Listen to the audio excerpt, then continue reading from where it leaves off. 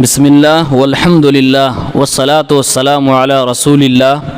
قال الامام ابن ابی العز الحنفی رحمہ اللہ فی کتابہ الارجوزۃ المیئیہ فی ذکر حال اشرف البریہ وہن 10 و8 ثم قد اسلم فی السادس حمزۃ الاسد۔ امام ابن ابی العز الحنفی رحمہ اللہ اپنی سیرت کی مختصر کتاب میں اللہ کے نبی صلی اللہ علیہ وسلم کی سیرت کو بیان کرتے ہوئے فرماتے ہیں کہ اللہ کے نبی صلی اللہ علیہ وسلم جب نبی بن گئے اور 6 سال گزر گئے، یعنی ہمارے نبی کی عمر 46 سال کی ہو گئی تقریباً، تو حضرت حمزہ رضی اللہ عنہ اسلام لائے۔ نبی بنائے جانے کے 6 سال کے بعد حضرت حمزہ رضی اللہ عنہ اسلام لائے۔ حضرت حمزہ رضی اللہ عنہ جو اللہ کے نبی صلی اللہ علیہ وسلم کے چچا تھے اور دودھ شریک بھائی بھی تھے، یعنی ایک ہی عورت کا دودھ حضرت حمزہ نے بھی پیا تھا اور ہمارے نبی صلی اللہ علیہ وسلم نے بھی پیا تھا۔ حمزہ رضی اللہ عنہ کے اسلام لانے کی جو وجہ ہے، یعنی کیا سبب بنا، کیسے وہ اسلام لائے، اس سلسلے میں روایات تو ملتی ہیں۔ البدایہ والنہایہ اور سب سے مشہور کتاب ہمارے درمیان الرحیق المختوم کے اندر، اس میں یہ منظر بیان کیا گیا ہے کہ ایک مرتبہ جہاں آج صفا مروہ ہے، وہیں صفا پہاڑی کے پاس اللہ کے نبی صلی اللہ علیہ وسلم پر ابو جہل نے کچھ طعن و تشنیع کے جملے کہے اور ہمارے نبی صلی اللہ علیہ وسلم کو اس نے ایک چھڑی سے سر میں مار بھی دیا، ابو جہل نے، جس کی وجہ سے سر سے خون بھی نکل گیا۔ اور یہ منظر عبداللہ ابن جدعان ایک شخص ہیں جن کا گھر وہیں صفا پہاڑی کے پاس تھا، ان کی ایک لونڈی تھی، عورت تھی، وہ پورا منظر دیکھ رہی تھی کہ اللہ کے نبی صلی اللہ علیہ وسلم کو ابو جہل طعن و تشنیع بھی کر رہا ہے، علل جلول بھی بک رہا ہے اور چھڑی سے آپ کے سر میں مار بھی رہا ہے، اور ہمارے نبی خاموش کھڑے۔ آپ نے کوئی ریاکشن نہ دیا، آپ وہاں سے چلے گئے اور ابو جہل اللہ کے نبی کو مارنے کے بعد، آپ کو گالی دینے کے بعد، خانہ کعبہ کی صحن میں آ کر جہاں مجمع لگا ہوا تھا کفار کا، اس میں بیٹھ جاتا ہے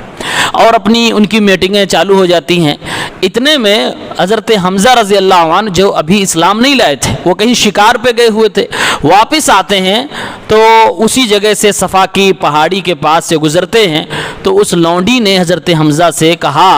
کہ آپ کے بھتیجے یعنی محمد عربی صلی اللہ علیہ وسلم کو ابو جہل نے ابھی ایسا ایسا کیا ہے اور ان کے ساتھ اس طرح کا ویوہار کیا ہے۔ تو حضرت حمزہ چونکہ رشتے میں چچا تھے اور دودھ شریک بھائی بھی تھے، ایک تعلق تھا، فوراً وہ غصے میں آتے ہیں اور پتہ کرتے ہیں کہ ابو جہل کہاں ہے۔ معلوم ہوا کہ وہ خانہ کعبہ کی صحن میں لوگوں کے ساتھ بیٹھا ہوا ہے، چنانچہ حضرت حمزہ فوراً آتے ہیں اور ابو جہل کو ڈانٹتے ہیں، پھٹکارتے ہیں، بلکہ وہ بھی اس کے سر میں مارتے ہیں اور اس کے بعد کہتے ہیں تشتمہ وانا علی دینہ۔ یہ پہلی بار حضرت حمزہ نے کہا کہ تو اس شخص کو، میرے بھتیجے کو گالی دیتا، برا بھلا کہتا، میں بھی اسی کے دین پر ہوں، یعنی اب تیری ہمت ہے تو اس کو ہاتھ لگا کے دیکھ، اس کو بول کے دیکھ، اس کے خلاف کچھ کہہ کے دیکھ۔ تو ان کی زبان سے بے ساختہ یہ جملے نکلے، چنانچہ وہ معاملہ ختم بھی ہو گیا۔ لوگ ابو جہل کے خاندان کے لوگ دوڑے بھی حمزہ رضی اللہ عنہ کے پیچھے، تو خود ابو جہل بول پڑا کہ حمزہ کو کچھ نہ کہو، حقیقت میں نے اس کے بھتیجے کے ساتھ برا سلوک کیا تھا، لہٰذا معاملہ وہیں ختم ہوا۔ اور اس کے بعد یہ ذریعہ بنا حضرت حمزہ رضی اللہ عنہ کے اسلام لانے کا۔ تو اس طرح سے روایات میں بیان کیا گیا ہے کہ وہ اسلام لائے۔ حالانکہ بعض علماء نے ان روایات پر، ان کی سندوں پہ کلام بھی کیا ہے۔ حمزہ رضی اللہ عنہ اسلام لائے، ان کے کچھ ہی دن کے بعد، بعض روایات کے مطابق 3 دن کے بعد عمر رضی اللہ عنہ اسلام لے آئے۔ حضرت عمر رضی اللہ عنہ، ان کے اسلام لانے کا واقعہ، حضرت عمر کیسے اسلام لائے، بہت مشہور ہے، شاید کہ مسلمان کا بچہ، عورتیں، مرد سب جانتے ہوں۔ عموماً 2 قصے بیان کیے جاتے ہیں حضرت عمر کے اسلام لانے کا۔ ایک قصہ کہا جاتا ہے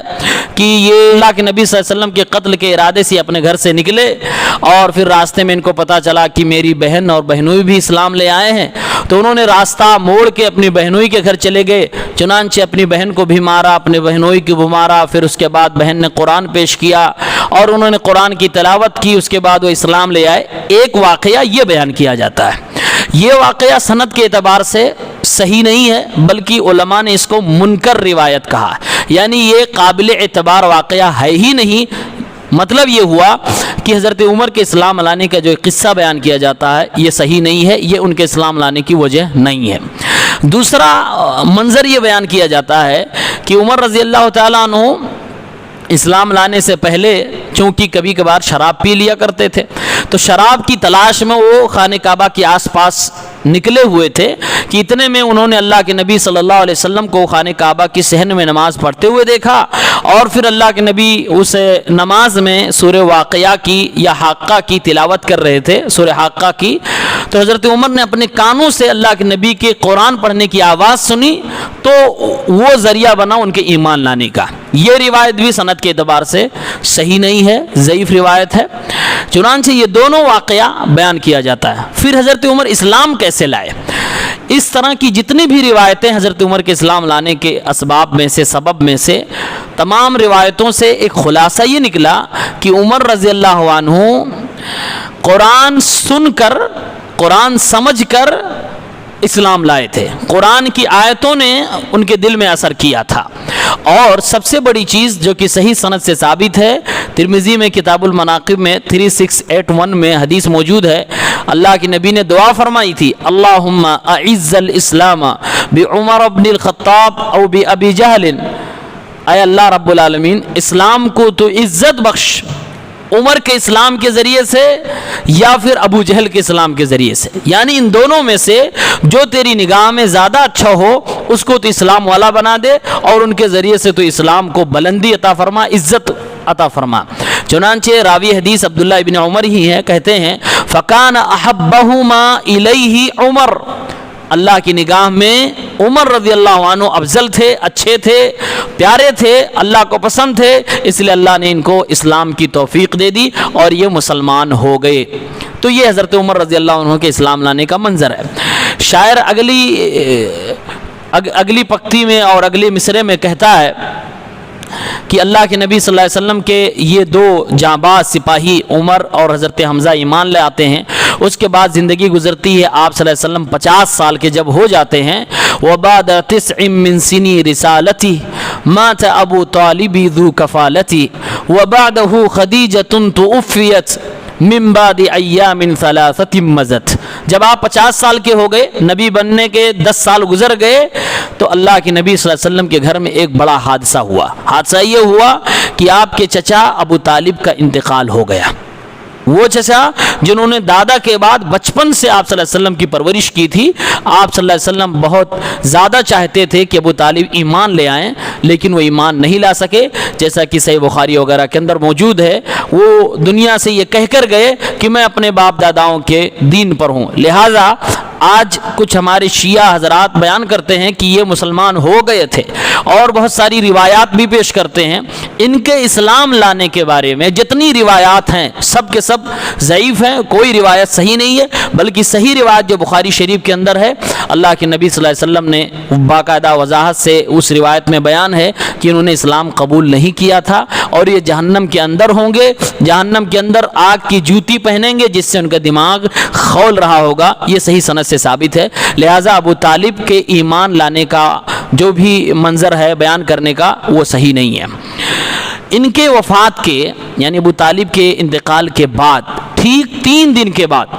علماء نے اس کو باقاعدہ تاکیداً بیان کیا ہے، آپ کی بیوی حضرت خدیجہ کا بھی انتقال ہو جاتا ہے۔ ایک ہی سال میں 3 دن کے بعد خدیجہ رضی اللہ عنہا کا انتقال ہو جاتا ہے۔ اللہ کے نبی صلی اللہ علیہ وسلم کے گھر سے یہ دونوں لوگ چلے گئے، اور دونوں لوگوں کی حیثیت نبی کی زندگی میں بہت اہمیت کی تھی، یعنی کہ یہ کہہ لیجئے کہ ابو طالب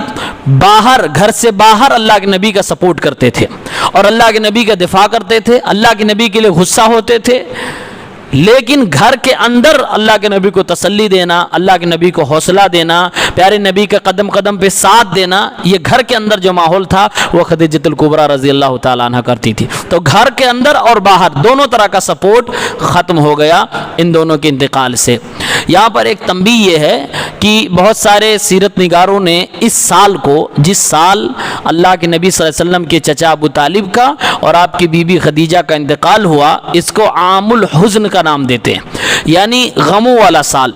تو تحقیق یہ ہے اور محققین علماء یہ کہتے ہیں کہ کہیں بھی کسی بھی صحیح سند سے ثابت نہیں ہے کہ پیارے پیغمبر نے اس سال کو غموں کا سال نام دیا ہو. یہ غلط چیز ہے جو منسوب کر دی گئی ہے اور بعض سیرت نگاروں نے اپنی کتابوں میں لکھ دیا ہے. لہٰذا غم کا سال اللہ کے نبی صلی اللہ علیہ وسلم کے لیے زیب بھی نہیں دیتا. اسلام کے اندر، شریعت کے اندر غم کو منانا یا غم کو پروموٹ کرنا، غم کے لیے کوئی دن خاص کر لینا، یہ اسلام کے مزاج کے خلاف ہے اور یہ اللہ کے نبی صلی اللہ علیہ وسلم سے ثابت بھی نہیں ہے. لہٰذا یہ کہنا کہ اس سال کو عام الحزن کہا جاتا ہے، غموں والا سال کہا جاتا ہے، یہ صحیح سند سے ثابت نہیں ہے. واللہ عالم بالصواب. یہ اللہ کے نبی صلی اللہ علیہ وسلم کی زندگی کے واقعات ہم اور آپ سیکھتے سیکھتے 50 سال کی عمر تک پہنچ چکے ہیں. اب انشاءاللہ اس کے آگے کی سیرت اگلے درس میں اللہ تعالی ہم سب کو صحیح سمجھ عطا فرمائے. آمین یا رب العالمین.